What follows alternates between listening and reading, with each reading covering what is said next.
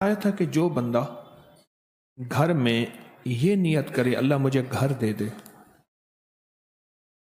مجھے گھر دے دے، میں اس میں مصلی بناؤں گا نماز کے لیے۔ گھر نہیں ہے، اسباب بھی نہیں ہیں، حالات بھی نہیں ہیں، اللہ غیب سے اس کو گھر دے دیتا ہے۔ وہ صاحب کہنے لگے کہ میں نے یہ نیت کی کہ اللہ مجھے گھر دے، میں اس میں ایک جگہ چھوٹی سی 2-3 جائے نمازوں کی، 4 جائے نمازوں کی، اس کو میں مختص کر دوں گا، مخصوص کر دوں گا کہ میں نے یہاں مصلی بنانا ہے۔ کہا کہ میں نے یہ نیت کر لی۔ اس نیت پہ رب کا نظام دیکھیں، اس نیت پہ رب کا نظام دیکھیں۔ کہا کہ مجھے گھر مل گیا۔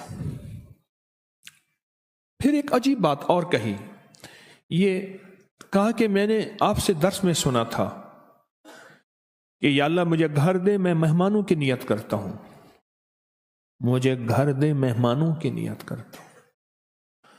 کہا میں نے مہمان کی نیت کر لی، اللہ مجھے گھر دے، اور میرے پاس کوئی اسباب نہیں تھے۔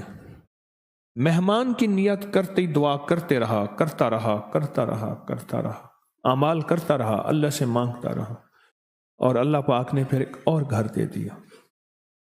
فرمایا کہ ہر گھر قیامت کے دن پوچھا جائے گا، مگر وہ گھر، وہ تعمیر جو مہمان کی نیت سے ہو۔ ایک اللہ والے کا خادم جا رہا تھا، پوچھا کہاں جا رہے ہو؟ تو عرض کیا حضرت گھر کا سامان لینے جا رہا ہوں۔ میں کیوں جا رہے ہو؟ کہ گھر میں ضرورت ہے۔ فرمایا گھر کی نیت نہ کر، مہمان کی نیت کر لے۔ یہ جو مہمان کی نیت کر لے گا پھر گھر والے بھی کھائیں گے، اور اگر کوئی مہمان آ گیا تو وہ بھی کھا لے گا۔ اور پھر فرمایا کہ یہ قیامت کے دن اللہ کے ہاں اس کی پکڑ اور پوچھ نہیں ہوگی۔